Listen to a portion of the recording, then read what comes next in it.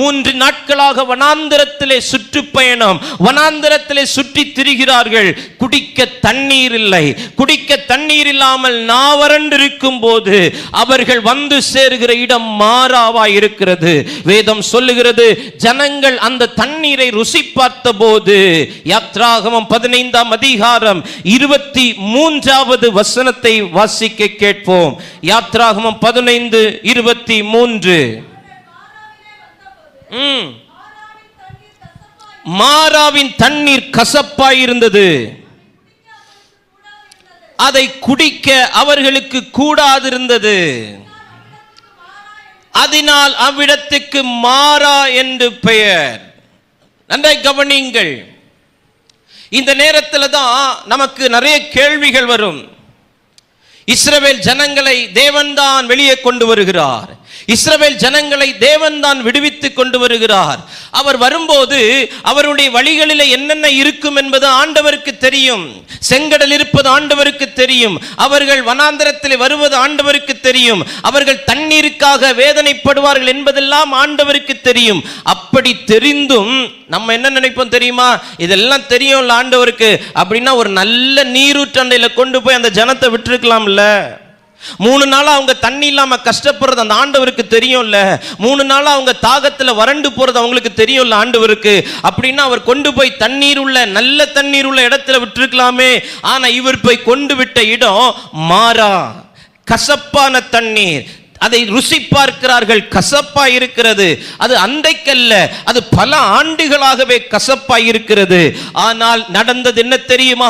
தெரிந்து கொள்ளப்பட்ட சந்ததிகளுக்காக, தெரிந்து கொள்ளப்பட்ட ஜனத்துக்காக அசாதாரணமான காரியங்களை செய்கிற ஆண்டவர் அந்த ஜனம் அந்த இடத்திலே வந்தபோது அந்த மாராவின் தண்ணீர் மதுரமாய் மாறினது. ஆமென். எத்தனை ஆண்டு காலம் கசப்பு என்பது அல்ல முக்கியம்.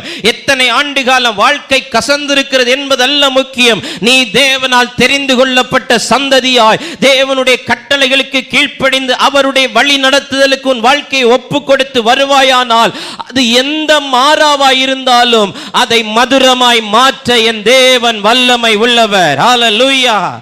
கசப்பை தந்த மாறா மதுரத்தை தரும். கசப்பை தந்த வாழ்க்கை மதுரத்தை தரும்.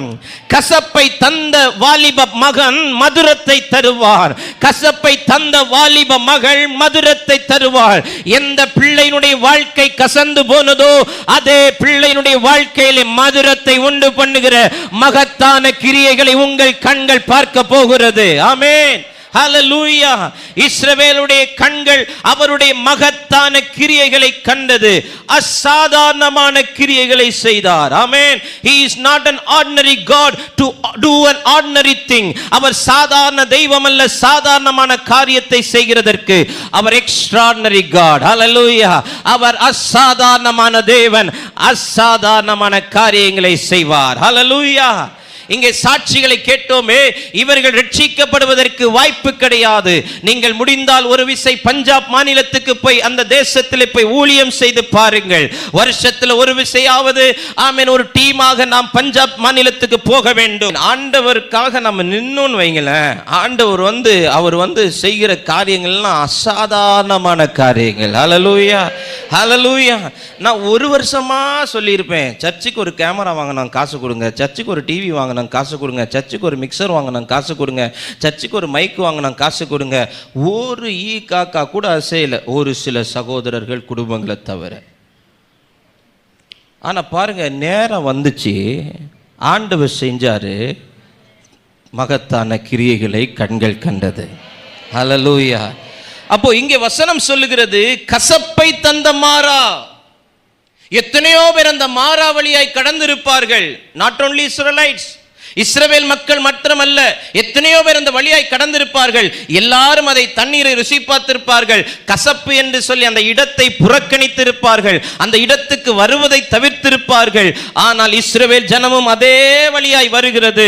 ஆனால் அந்த மாறா அதன் பிறகு மாறாவாக இல்லை, அது மதுரமாய் மாறிவிட்டது. ஹல்லேலூயா. என்ன அர்த்தம் தெரியுமா?